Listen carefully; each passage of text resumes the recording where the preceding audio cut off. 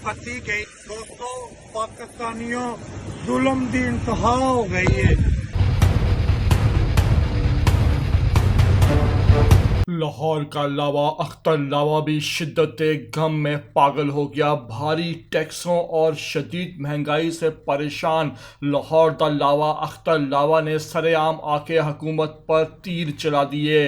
कहता है कि हुकूमत के पास एटम बम तो है नहीं, छोटा सा लेकर हम पर ही चला दो। मुकम्मल वीडियो आपको दिखाएंगे इस अख्तर लावा की, लेकिन वही बात कि हमारा चैनल सब्सक्राइब कर लें। फती गई। दोस्तों, पाकिस्तानियों, जुल्म की इंतहा हो गई है।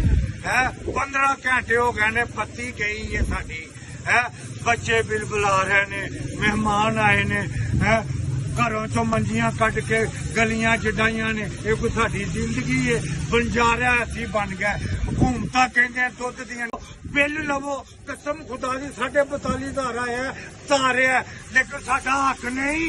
या सानू उंज ही मार दिओ, एटम बम ते तुसीं किते चलाना नहीं, ते साडे ते निक्का जिहा चला के खत्म करो ते याशियां करो। 1.5 मरले च असीं रहिंदे आ, 2 मरले च तुसीं 3 100 कनाल च रहिंदे हो। साडे कोल जनरेटर, साडे कोल 500 नौकर, साडे कोल की है? साडा कुछ छीन लिया जे साडे कोलों, साडी आजादी छीन ली जे, साडे साह छीन ले जे। चलो